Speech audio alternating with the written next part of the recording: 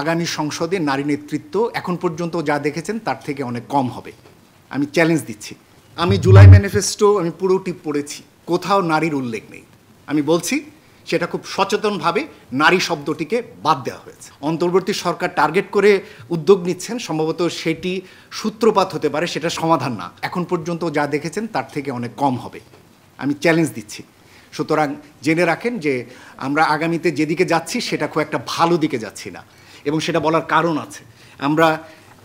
আমি দেখতে পাচ্ছি যে বাংলাদেশে এক ধরনের ইসলামাইজেশনে যাচ্ছি, এবং সেটা সচেতনভাবেই রাজনৈতিক দলগুলোর ভিতর থেকেই সেই কাজটি হচ্ছে, এবং সেখানে নারীকে এখন পর্যন্ত সারফেসে রাখা আছে, কিন্তু নারীর সামনের দিনগুলোতে এই সারফেস লেভেলেও নারীকে আপনারা আর দেখতে পাবেন না, এবং সম্ভবত নারীকে আরও গুটিয়ে নিতে হবে। সুতরাং যে জায়গা থেকে আপনারা অন্তর্বর্তী সরকার টার্গেট করে উদ্যোগ নিচ্ছেন, সম্ভবত সেটি সূত্রপাত হতে পারে, সেটা সমাধান না।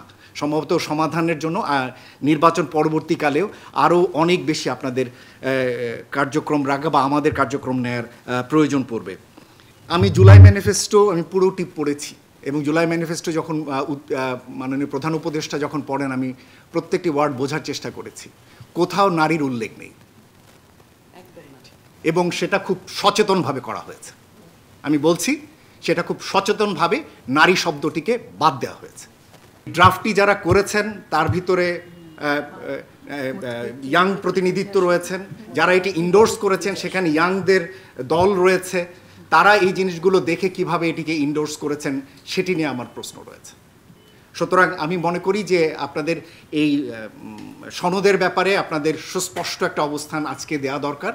এই সনদের ভিতরে নারীর অবস্থান থাকা দরকার। আমি এই কারণে বলছিলাম যে আমি আসলে দেখছিলাম কোন শব্দগুলো তারা নিচ্ছে এবং কোন শব্দগুলো নিচ্ছে না। যদি এমন হতো যে খুব জেনেরিক্যালি সনদটি হয়েছে, তাহলে আমি বুঝতাম যে হ্যাঁ, কোনো গোষ্ঠীকেই টার্গেট করা হয়নি, ফাইন। কিন্তু এখানে কোনো গোষ্ঠীকে নেওয়া হয়েছে, আবার কোনো বিষয়কে বাদ দেওয়া হয়েছে। সুতরাং সে কারণেই বলছি যে নারীকে সম্ভবত এখান থেকে খুব সচেতনভাবে বাদ দেওয়া হয়েছে। এরকম একটা জুলাই সনদ নিয়ে বৈষম্যবিহীন বাংলাদেশের স্বপ্ন আমরা দেখতে পারি না।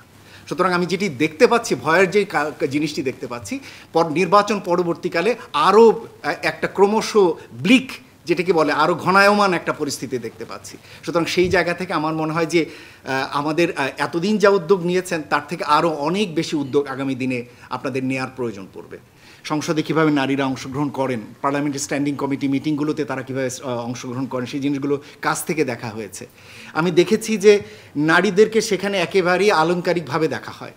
সংসদীয় ডিসকাশনগুলোতে, এই যে গুরুত্বপূর্ণ স্ট্যান্ডিং কমিটিগুলোতে নারী প্রতিনিধিত্ব আছেন, কিন্তু তারা সেখানে যান শুধুমাত্র কোরাম পূরণ করতে। সেখানে গিয়ে খুব বেশি তারা সেখানে পার্টিসিপেট করেন না, তারা আগ্রহও নেন না, এবং তারা যে সমস্ত বক্তব্য দিচ্ছেন সেগুলোকে খুব বেশি গুরুত্বও দেওয়া হয় না।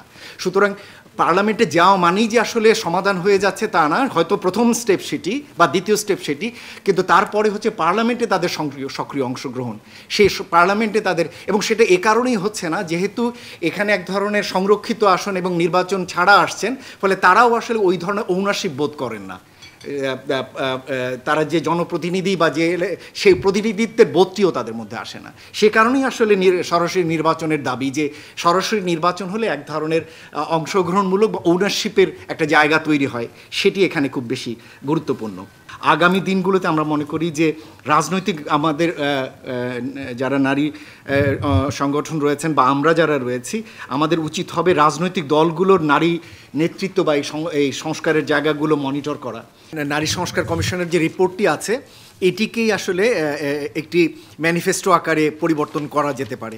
এটাতে যে সমস্ত সুস্পষ্ট প্রস্তাবনাগুলো আছে, এটাতেই মানে নারী ম্যানিফেস্টো হিসেবে সামনে নিয়ে আসা, এবং এই ম্যানিফেস্টো নিয়েই রাজনৈতিক দলগুলোর সঙ্গে বসা এবং দেখা যে রাজনৈতিক দলগুলো তাদের নেক্সট ইলেকশনে এই নারী সংক্রান্ত বিষয়গুলোকে কতটা কিভাবে তারা হাইলাইট করছে, এবং পরবর্তীতে গেলে নির্বাচন পরবর্তী সময়কালে সম্ভবত আরও বৃহত্তর পরিসরে আপনাদেরকে আরও নিযুক্ত হতে হবে, এর বিকল্প দেখছি না।